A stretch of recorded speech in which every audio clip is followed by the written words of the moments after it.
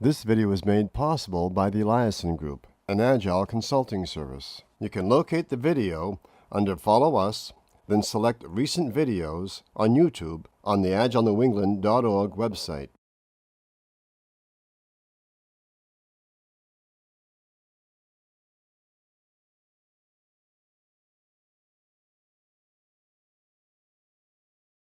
For any Tweety people, if you want to use, there's a hashtag. You want to use our hashtag here.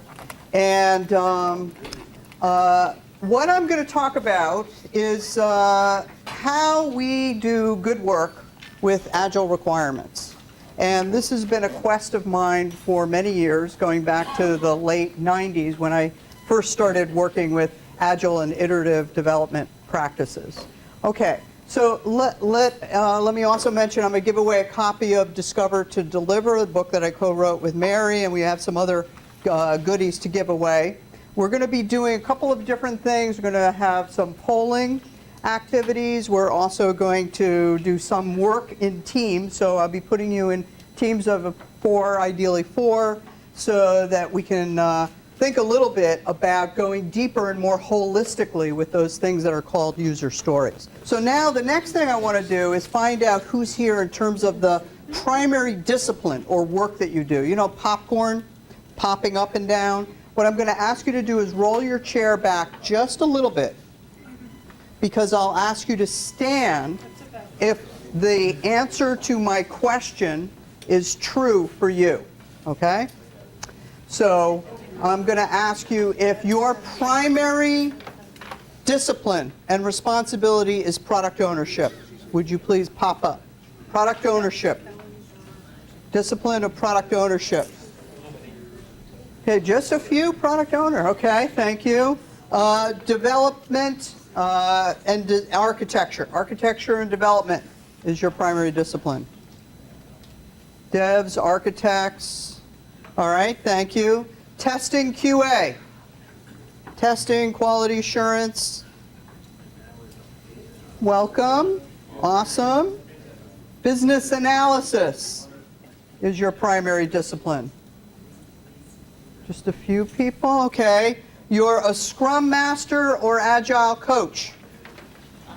Wow, look at that. That's our majority of folks here. All right, thank you. Product. Or sorry, you're not product. I mean project manager or portfolio manager, regardless of what setting. Okay. All right. Thank you. Who did I miss? What discipline might I have missed? Anybody? Yes? User experience, UX. Thank you. UX. UX. Okay.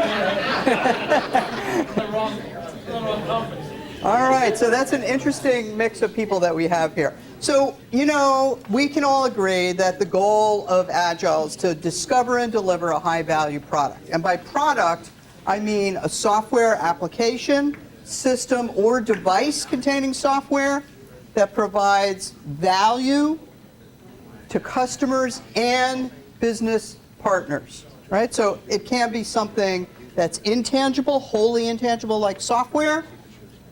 It can also be a system that contains software and hardware. How many folks here are working on products that are tangible products, like medical devices or physical devices of some sort? Anybody here? Just a few of you. Raise your hand. Okay. All right. So we know we have these ongoing activities of discover, deliver, discover, deliver. And the idea is that we want to do these activities as quickly as possible. And when we do them, as we discover, we put items in the product backlog. And the backlog contains the potential product items that we need to build to get to value. And you may use stories. How many of you use stories as the items, the primary items in the backlog? Okay, so that's like most of you are using stories. Some of you may not use stories. You may use one-liners, or you may name things as features. And you'll notice that the backlog items can be of different sizes. You could have chunky items, or you could have more thin sliced items in the backlog. So let's talk about this idea of backlog refinement and the idea of done. And I'm going to have us look at the Scrum Guide. And the Scrum Guide says that the product backlog items that will occupy the development team for the upcoming sprint are refined so that any one item can reasonably be done within the sprint time box. So we have those words, refined and done. Going on, the product backlog items that can be done by the dev team within one sprint are deemed ready for selection in sprint planning, Product backlog items usually acquire this degree of transparency through the above described refining activities. So we have this idea of refining and done. How many of you, if you have a definition of done in your work today, assuming you're using Agile practices, could you stand? We have a definition of done in my work.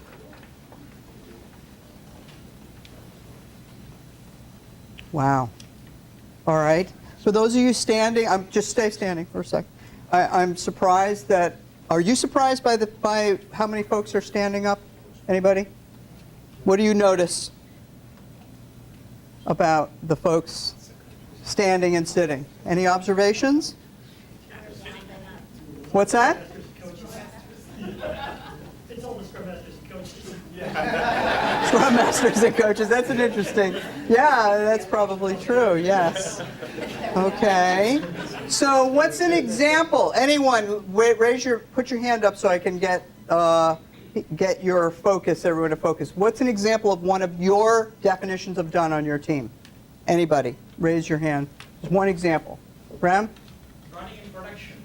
It's running in production. Thank you. Tested. Tested. And do you have a delineation by what tested means? Well, they got different testing from UAT testing or Could be different levels of testing, and you specify those. Yes, okay. You had one, please? Demonstrated. Demoed. It's been demoed. Deployment plan. Their deployment plan exists. Thank you. Tested, define the unit test coverage. The unit test coverage, it has been tested according to unit test coverage. Okay, those are great examples. Okay, have a seat. So I'm going to look at some examples in a minute, but what we're talking about are done are the conditions that indicate the backlog item is completed, accepted, and potentially shippable. Doesn't have to have been shipped, but it's potentially shippable. So here's some examples of a definition of done. That the backlog item has been developed, unit tested, demo, and meets the conditions of satisfaction. That the item can or has been delivered to the customer. That documentation and release notes have been approved. Does anybody have, those of you that stood up, do any of you use any definition of done around documentation? Yeah, okay, that can be very important depending on your product and your market. Regulatory and some of the products that I've worked on, regulatory documentation, really, really super important. Okay, did you have a question, Joel? Actually, just as part of documentation, one of our teams just ran into definition of done didn't include updating lists. Definition of done didn't include, Updating lists. uh-huh, And that became legal. okay. So you have to be clear on what the documentation is. You may have to list that. The code's deployed to a specific server. There are no level, whatever your levels that would be significant defects that exist. That it's been accepted and integration tested, and post-deployment customer feedback is ready to go. So we can get feedback to validate that we actually built the right thing. Okay? So those are some ideas of definition of done. Super important to have. I mean, this is probably one of your big leverage points in improving your work, is being very clear on the definition of done and evolving your definition of done over time. So, when we talk about refinement, we're talking about getting those backlog items, whether they're stories, and that's what we'll talk about tonight is using stories, or something else that needs to get to done. So we have the idea at the top of that box, that's the product, and we have a vision and our end game, and that's clear. We know what the vision is, what our goals, objectives, our metrics, our outcomes that we expect. We have clarity around that. And our backlog is filled with items that may be chunky items for a longer time horizon, what we like to call the big view. Regardless of Agile method, this works, this idea of you have things, the big view, those are big chunky boulders, if you will, in the backlog. And then we have turn the dial on our telescope, and we see rocks that are coming up for the preview, like at a release level. And the smaller items for the now view, right up close, those are our pebbles. Those are the items we're going to build to get to done for the next sprint. Or if you're using Kanban, though, that's your work in progress, your WIP. All right? So you want to have this chunky, lumpy backlog. Now, the high value items that you need to build for the next sprint need to be prepared. They need to get ready to pull into the sprint so you can get to done. So tonight is about how do you get those items ready? Because sometimes we run into some unpleasant surprises. Let's see if you can relate to these. These are just a few. Traveling stories. You know what I mean? Not the story of the traveling pants, not that one, but the story travels from sprint to sprint, iteration to iteration. It doesn't get done. That is most likely an indicator that that story was not ready. Or your estimates are wildly off. Or you're spending a long, laborious, troubled, boring, difficult time in planning. Probably those items were not ready. And then, of course, you could also have a really bad problem where when you do your validation, you check, and that's not even what the customer wanted. It doesn't meet business goals and objective. It's not what we needed, not ready. Because, of course, we only want to pull in valuable items into the sprint. Anybody relate to some of those things? I know I have. So when we think about refinement, why do we do it? Well, we need to get everybody on the same page with a shared understanding of the whole product, and for the parts and pieces that we're going to deliver for the next sprint, what is entailed in that. We need to understand the why. Who is involved in refinement? Well, I think there's three parties. People from the customer perspective, the end user perspective, and ideally we have end users involved with refinement. Sometimes you'll have somebody that represents the voice of the user or the customer. That might often be a product person, a product owner, or product manager. Okay? We need that voice. We also need the voice of the business. Okay? We have subject matter experts. They may understand rules and regulations. They understand value that makes the product viable. Often the product person is also playing this, or represents for sure this perspective. And then we need the voice of technology. All the people that build, deploy, test, support, document, train, etc. on the product. We need representatives from all three voices. So this is not just about a few people. Right? The most effective refinement is engaging representatives from those different parties. So what is it the work they're doing? Well, what we're doing, you know what refinement is. We're moving things up and down in the backlog. We're slicing them. We're visualizing, specifying, evaluating, exploring, removing. Things are constantly in movement as a result of refinement. And of course, we're also estimating and sizing the items in the backlog. The outcome of refinement then is a lean and lumpy backlog. A lean and lumpy backlog. And a backlog that has highly cohesive, loosely coupled items. Okay? And anybody using scaling? One of the scaling methods, anybody using scaling? Anybody using large-scale Scrum? Les? You're familiar with Les? Ram, you gave a great talk a few months ago about that. This work of refinement helps you understand your requirements areas. And that same concept applies regardless, really, of what scaling approach that you take. Okay, so why is it good? Well, it's going to optimize collaboration because we're getting the right people involved, and it certainly presents waste. You know how much waste those traveling stories causes, lots of rework. So we want to have a smooth flow as we come into our iterations.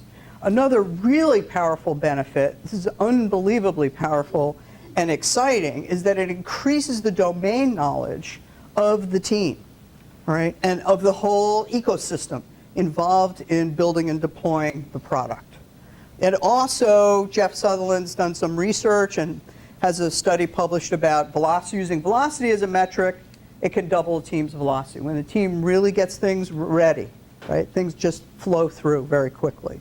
And of course, it helps you get to done. So this is all good stuff. So let's think about this. Let's take an example of a story. And let's say the story says, as a concert goer, I want to use dining discounts so I can enhance my concert experience.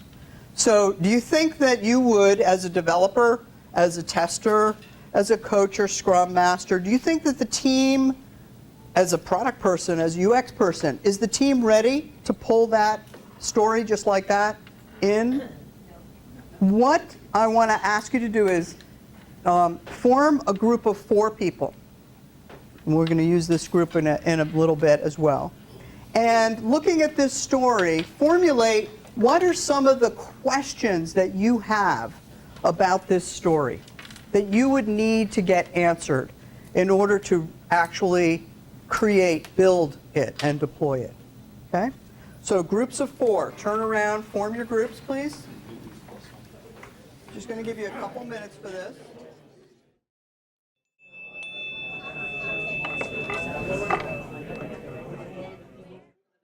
Okay, question. Yes, okay. We had many questions listed out, but the first one was location, where, date, and time. Location of the what? Concert. Okay. That's kind of going to determine the next set of questions as to what kind of dining options we have, what are the discounts available, and how is it going to enhance our experience. Wow, you have a lot of questions. That's more than one question, but certainly your first question was around the data. You had questions about the data around the concert. The date. The date of the concert. So what is the date of the concert? Because the date, the location, and the time. All right, thank you. Pat? Okay. Next question. Who else had a question? Go ahead. Well, one question we have was, what does dining mean? What does dining mean? Well, define, clarify dining. Do the discounts apply to the booze? Food? Does discount apply? We know where your mind is. Does discount apply to the booze? He wants to know. What kind of concert is it? Okay, what kind of concert is it? What else? Other questions? What does How do you want to get the discounts? Somebody that has the mic? Describe concert experience? What does concert experience mean in terms of the value? Over here, what's the business model between both the different companies, the dining and the entertainment? Wow, you're looking at the big business model question. What's the relationship between this company that's building this and the restaurants? So if we took that story and we did some more work around it, and we said, well, we're going to transition that story after refinement so that it reads something like this. As a super fan concert goer, okay, so now I have an idea of the type of user, I need to search, that's the action they're doing, for concert-related dining discounts. Okay, so that's the data they're looking for. And the benefit is so that I can enhance my concert experience. But I also had conversations so I know what rules, what business policies are going to be enforced. That is that only members can search. And only active dining discounts can be searched. So I understand the controls that are constraining the behavior. And I know the information about the platform, the environment of use. Okay, it's going to be built on iOS, Chrome version 5.0. And I know my interface is around searching and querying. And availability needs to be 95% of the time. A little more information? Helpful? I'm sure you still have some questions, but is it still refined and ready? What do you think? Okay, there still may be more that we need to discover and refine about, but it's a start. It's a start. So I want you to notice that I use some color coding here. And around the edges are some images that represent the 7 product dimensions that we need to discover about any backlog item, right? And we're going to be able to use those dimensions to refine backlog items at any planning horizon. Big view, preview, now view, right? So the 7 product dimensions, I'm going to go through these quickly. Then I'm going to show you an example with this little baby case study. And then you're going to do some work to see about your understanding of the questions and answers these dimensions can provide you. So the user dimension are people, systems, and devices that interact with the product. Okay? They connect to the product in some way. Interfaces are the means by which those users connect to the product. The actions are the behavior that the product provides. Now notice that these are symbols. We use symbols and colors semantically. Okay? So action, green, footprints, you get the idea? Then we also have data. We act on data. That's the important data or information that is stored in the product, that persists in the product. And there are controls. These are business rules or policies and regulations that constrain those actions or enforce rules and policies in the data itself, such as, for those of you familiar with the idea of referential integrity. Those are about controls. And then we have the environment of use. And you'll notice, what is, looking at that image, what do you notice about that image? What does that look like to you? Can you see it from your purview? Package. There's a package, there's a box representing the product in the middle, and then what's around it? A vice, exactly. Constraining the product. So this is going to be your technology platforms, hardware and software platforms. And for those of you building physical products, these are the component parts of the product. And these are often given to you, given many of you work for large organizations, and you have a technology architecture document that tells, these are what we build on this platform, these browsers, this middleware, these are the DBMSs that we use, database management systems, and so forth. But we need to know what is the environment of use.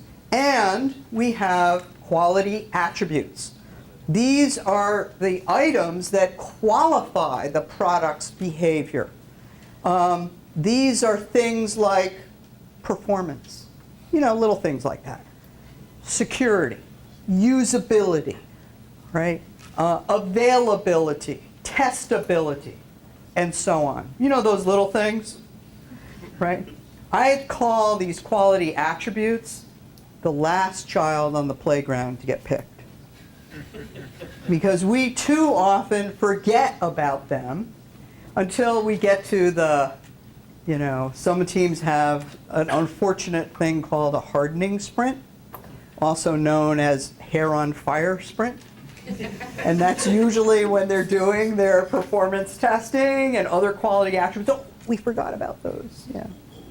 So so these are the 7 dimensions. And for those of you that have a background in requirements engineering and business analysis, you may be wondering about the F word, right? Functional and non-functional requirements. Well, they're here, but they're shown holistically. So the functional requirements are user, action, data, and control. And the non-functional are interface, environment, and quality attribute. All right? Well, what we want to do is look, I don't really care. I care, but I don't really care about functional, non-functional. Who cares? As long as I understand that backlog item holistically. And I've had conversations to think about what are the possibilities, what are the options, and which ones are high value, okay? So that's what we do by looking at these 7 product dimensions holistically for any backlog item. and we explore and evaluate options, those high-value ones assemble into our stories. So we want to have conversations. We know that face-to-face conversations are ideally the best. Sometimes we can't always do that. Conversations are really, really important in doing our refinement work. But not just any old conversations. What I found is we need to have structured conversations. And all this really is, a structured conversation, is a metaphor for this ongoing collaborative way of exploring and evaluating and confirming options along those 7 product dimensions.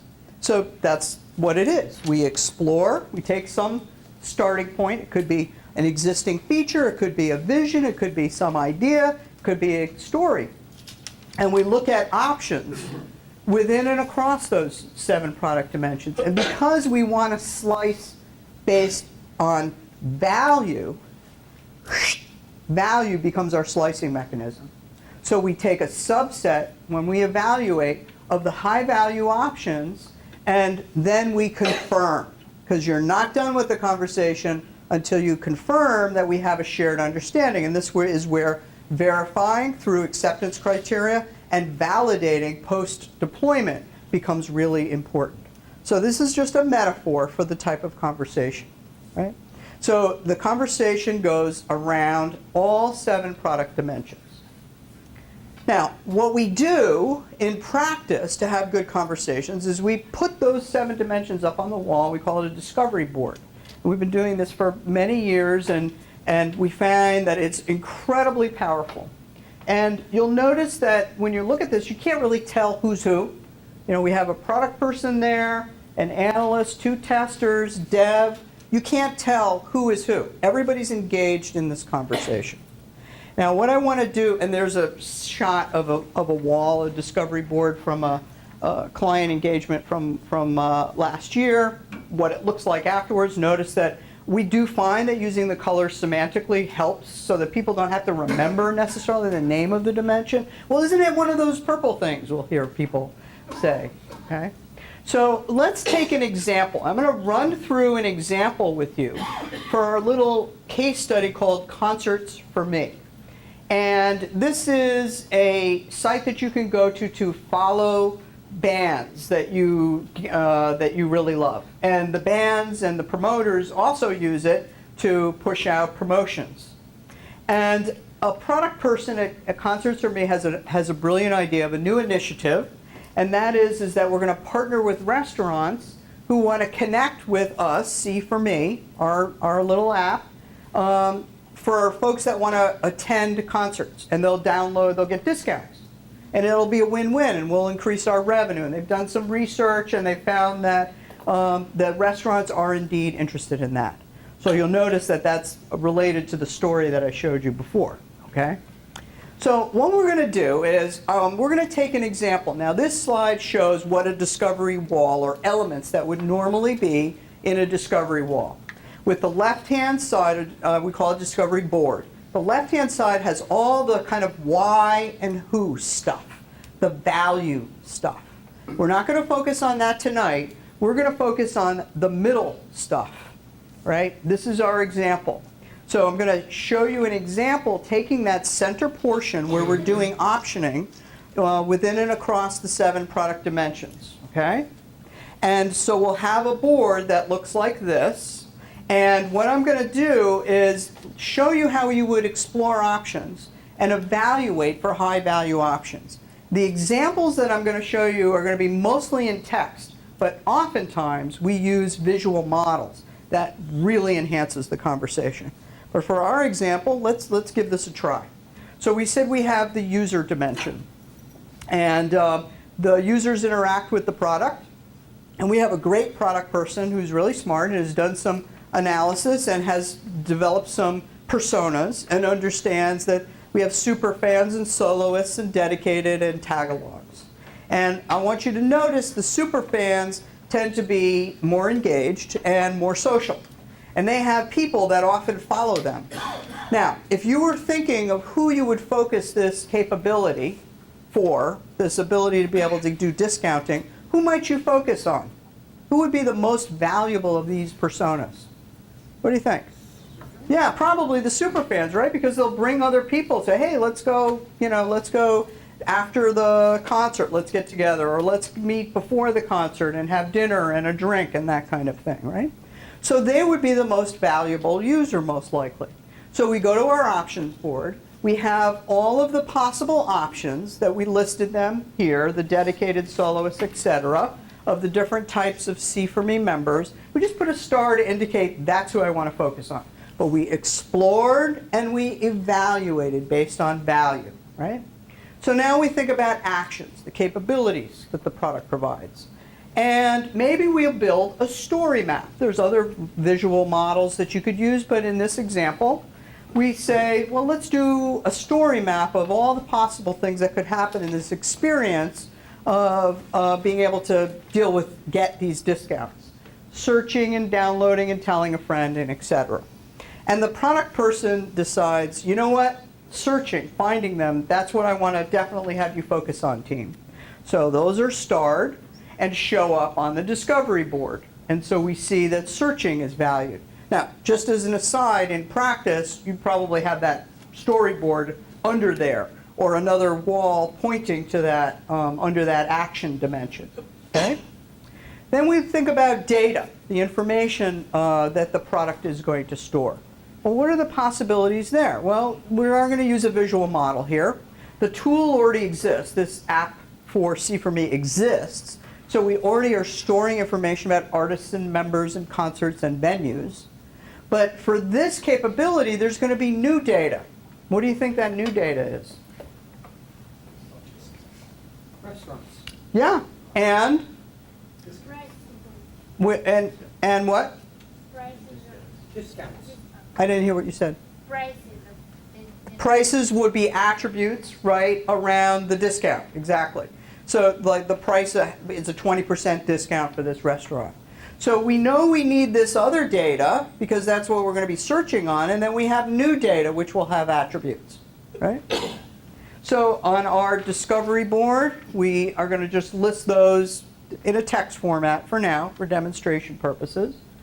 And then we think about controls. These are policies, rules, and regulations. And let's make it easy and let's just list these possible ones that we would have. That includes anyone can search. No. That's not going to be a rule that we'll enforce. But only C4Me members can search. And only active discounts can be found, right? Because you don't want people finding discounts that aren't active, and so on. So we focus on which controls are necessary for this capability. And what's our environment of use going to be? Well, we have some possibilities. We can interface. We can have an environment including Facebook, iOS, Chrome, etc. And we decide iOS and Chrome is where we're going to use for this initial release of the feature. And then we need to know the interfaces. And we know that this discount feature has to interface to the member, and it has to interface to the restaurant site. Those are possibilities. These are just options. The high-value options that we're just focused on right now in our conversation is around searching, right? So we're probably going to build some kind of user human-computer interface. It doesn't have to be, but it most likely would be. And we put that on our discovery board. And then we come to quality attributes. Now, what I'm going to show you now these are the possibilities for quality attributes. This is a meta model, a model of a model, if you will, of the possible quality attributes. And some of them are around operational quality attributes, and some of them are around development quality attributes. And we're thinking about this, this searching and downloading and these possibilities, and we want to have high availability. We need to think about interoperability with our restaurants and with being able to pay, the restaurants paying for the discount, even being able to do the discounts, and have high performance and usability, because those restaurant managers are super busy and they're not going to spend any time if it's a really crappy interface and if it's really, really slow response time. So they're all kind of important, but we can't have everything at once. So the most important one that our product person decides is availability, right? Because they know the restaurant manager profile enough to know that they're probably going to be doing this really late at night, or at mid-morning, depending on their cycle of their restaurant. So now we put those options show up on the options board, and we put a star next to the high-value ones, okay? So we've had a conversation where we explore options and we evaluate and subset the high-value options. And so we come up with the story that looks like this, that we saw a bit earlier. So, a little more ready by doing this kind of work, a little more refined by asking these questions? Yeah, what do you think? All right, so what I want to have you do now is I want you to dig into these 7 product dimensions and questions, all right? So I want one person from each team. Some of you had teams of 5. If you have a team of 2, I want you to be in a team of 4. So, so I have enough cards to go around. Can I have one person from each team stand up, please? Let's just take question number 1, and then after this, question 1, I'm going to have you shuffle them a little bit. But let's just take question 1. And what does question 1 say? Are there properties that qualify the product's operation and development? What dimension does that card go with? Which dimension answers or asks that question? Quality attributes. So move the card under quality attributes. All right? Now, what you do, mix up the question cards, read them, and figure out which dimension asks that question. Okay, go. I'm going to give you about 10 to 15 minutes. Okay. So, wow, you guys did a great job with that. Some of you got much further along and almost were finished with the decks. I didn't expect you to finish them all. Yeah, there were a couple of, there was a boo-boo in there. There were 2 cards that were duplicates by mistake. There's another that's similar. But let me ask you, what questions did you have about the questions? Question, David? Are there right answers, or is it a matter of judgment where one can justify different answers? To the, is that a meta question, or is that about the activity? The question was, are there right answers, or do you have the question about the matching activities? Yeah. Yes, they're constructed so that they do go in one place. There are questions that I'm sure you noticed that seem like, that kind of sounds like, it's about something else. But in the end, in the intent that I had, was that they all land in one place. Yeah. Question? Okay. That was a sorting error at the printer. Apologies. So, aside from the boo-boos and the little cards, let's talk about the content of the questions. What strikes you about this exercise? What did you notice about doing this exercise? What cropped up for you? The collaboration between the team members. The collaboration between team members that you needed to do to answer the questions? Yeah. Is there more? Pat? Yeah, and I think that I was really struck by how it could really support alignment between stakeholders and powers that be and the people doing the work, so that there really is clear alignment on, as clear as you can get on this overall thing before you get started. Yeah. Okay, great. Thank you for that observation. Other things you noticed? Clarifying boundaries between what belongs to which category Clarifying boundaries between what belongs to which category. in the 7 categories that we have, and that helps us to kind of lay the foundation towards how we are going to approach the solution. So it helps you lay the foundation by being able to answer these questions across all 7 dimensions. Absolutely. Great. Thank you. Anybody else? Yes, please? I think for us back here was sort of like agreeing on interpretation of the question. Oh, I'm sorry. Okay. So for us back here was agreeing on interpretation of the question. So Okay. different skill sets. I was like, I think it means user, I think it means this one, so. Okay. Yeah. So there's some learning there about the Yeah. meaning of the question. Could you give us, an example might be handy here. What? I think interface for us was one that we were trying to figure out, well, who triggers it? Is it really the user? Another question that we actually had was What? the data. It was a data question, so who triggers, does that question go into? Which was, data? could you read the question, please? Okay, so what triggers the product to take action? Okay. So yeah, what? So what? What? And there's a who. So the what question is about action. So that's what is the event that triggers action and who triggers that? So those are two related questions, but one tells you user and one tells you action. Yeah, right. So they're intertwined, aren't they? These questions, which really brings up another very important point when we, do this work.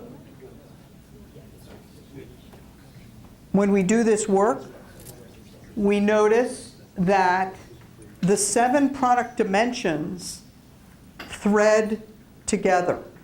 You ask a question in one dimension and it uncovers information and asks questions in another dimension. So I literally make that analogy of multicolored threads as the colors, right? So you may ask a question about user and I take this question and it made me ask who does that action? And that brings me over to the action dimension. And what data do they need? And what's the environment of use? So in practice, it's very fluid. You don't step them through. I was kind of like playing with you by doing that example and marching through the dimensions. You do need to control and facilitate the conversation, but it's actually very fluid. Okay, so a couple other things that I want to make sure to share with you. The idea is that we are slicing for value. So you've looked at these options, and we use value as the slicing mechanism to pick a subset of the high value options, right? So we're not splitting using some arbitrary, there's various mechanisms. People talk about steps and so forth. This is more strategically slicing for value and looking at each of those chunks in the backlog, whether they're stories or whether you want to call them something else, looking at them holistically using those 7 product dimensions. And we assemble the high value options, okay? We'll come to questions in a second. And you'll have multiple backlog items from doing that, all right? So the question now is, are you refined and ready? If you've had this conversation, exploring and evaluating. And just briefly, I'm going to say, well, not quite. Because you still need to confirm. We need to confirm to learn. And this is about verification and validation. The conversation isn't quite over until you do this confirmation. And as Brian Merrick said, a very powerful tool is using examples. An example would be handy right about now, he said. And so many of you probably are familiar with this idea of a scenario, which is an instance of use, and taking a concrete example. A scenario then may give us an example, or you might start with an example and have a set of examples that map up to a scenario. Those examples become tests. So you could see that you could start from the example and aggregate a set of examples as scenarios, or you could say, let's take some scenarios and have some examples, and those examples are going to grow up, become teenagers and mature adults, and become tests that are actually executable. And some of you will use tools, I think, behavior-driven development or acceptance test-driven development tools like JBehave and Cucumber and so forth to do this work. So a scenario, just an instance of use, for example, searching for a nearby restaurant, or searching for a locally owned restaurant, or by cuisine. So refinement is about knowing the whole story, exploring the 7 dimensions of each backlog item or story, and also supplementing it with scenarios, examples, and tests. And you'll have analysis models. You don't have a whole bunch of them. You have the ones that make sense for that particular product domain. And they help you model because they help the conversation. You model not to document. You use visual models to enhance understanding. Whether you decide to retain them because they're going to be useful as product documentation or as part of handover, that's another story. That's a decision the team would need to make. Right? So when we look at the stories more holistically like this, we have something that can turn into an executable and enabling specification. Enabling specification is a term of art from the Patent and Trademark Office. That when you submit, does anybody here have a trademark with the Patent and Trademark Office? You submit for a trademark, you have to support it with an enabling specification that tells you how it could be exactly reproduced, using that specification. So refinement is about understanding the whole story. And here's an example of perhaps some criteria I like to use: valuable, actionable, and feasible. A refined backlog item or a ready backlog item is valuable.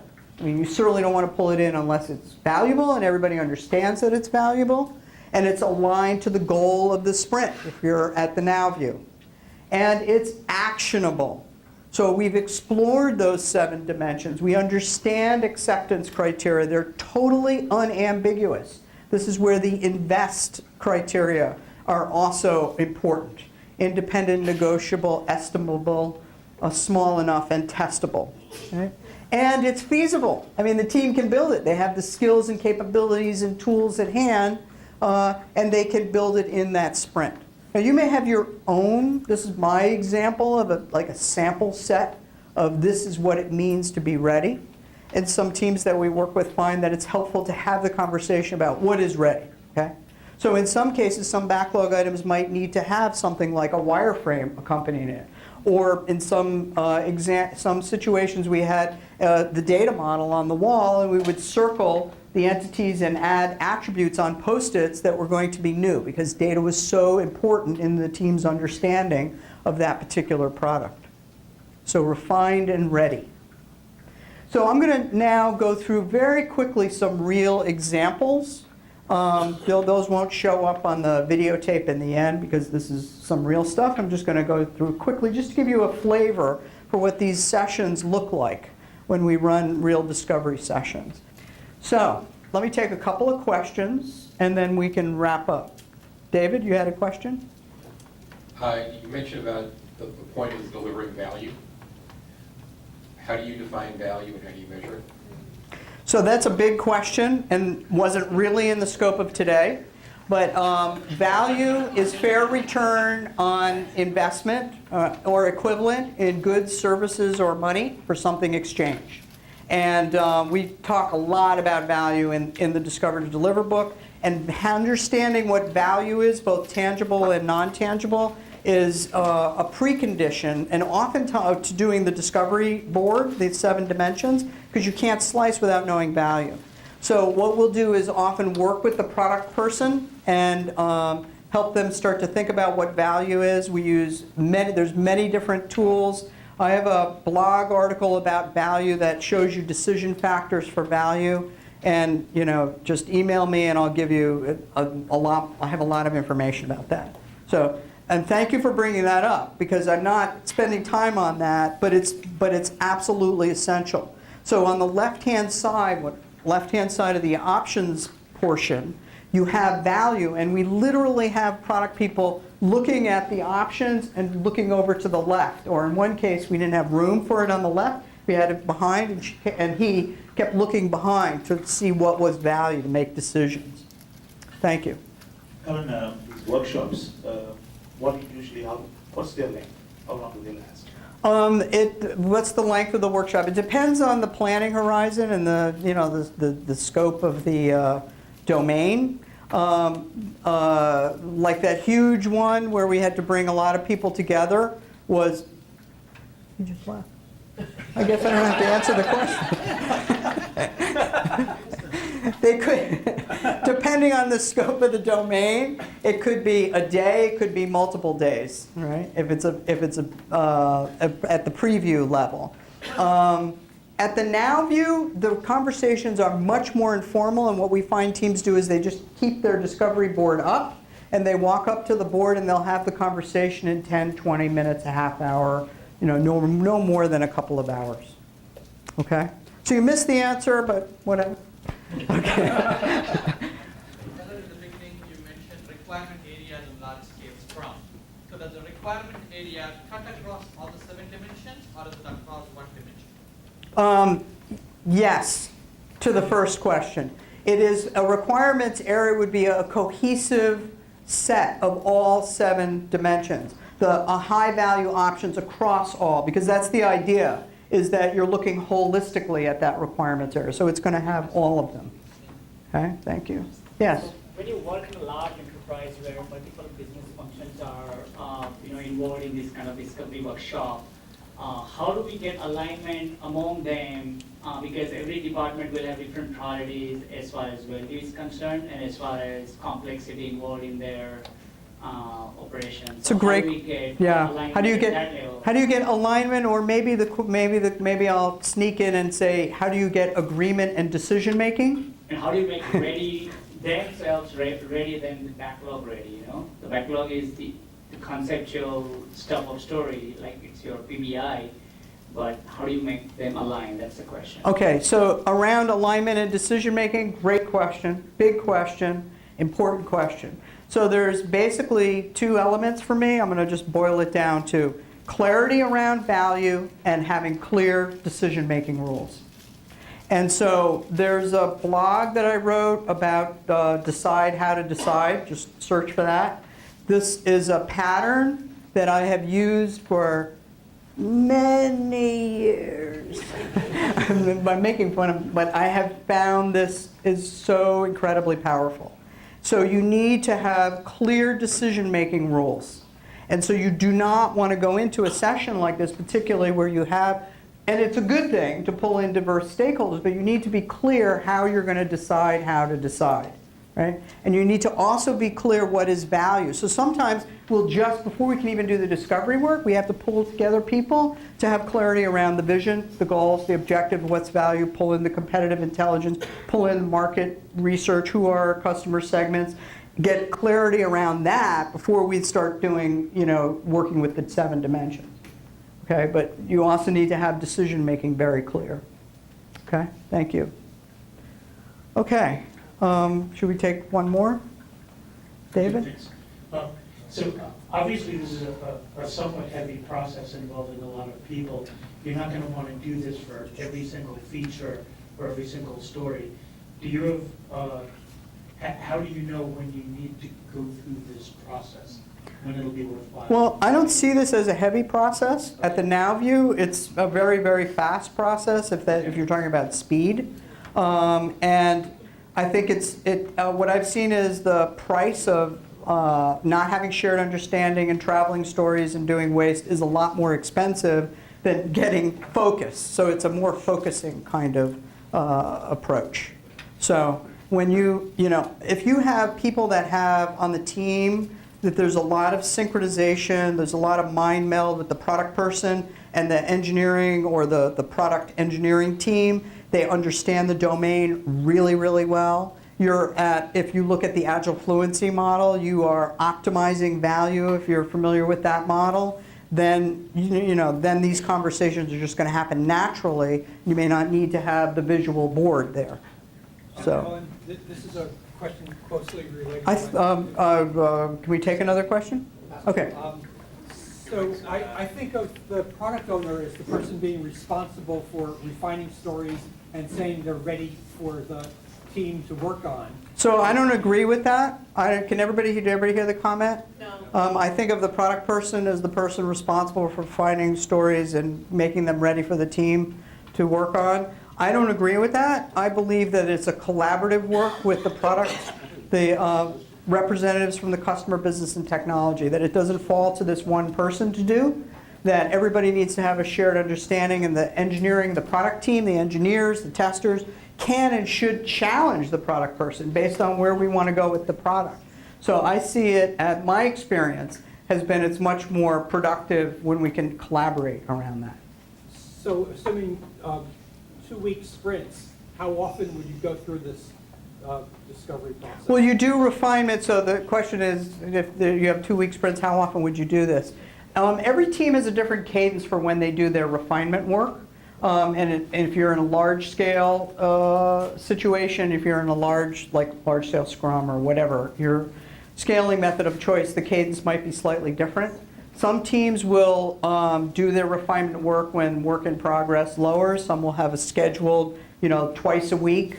They'll do some of their refinement work, and you want to have backlog items ready for 2, maybe 3 sprints ahead. Okay, so each team will find a different pattern. Thank you. Thank you for the question. Okay, so if you go to the website for the Discover to Deliver book, discovertodeliver.com, there's a whole bunch of assets, and you can download all those images, a discovery board kit, and so forth. So please feel free to do that. All available under Creative Commons. Okay. All right. Thank you for that.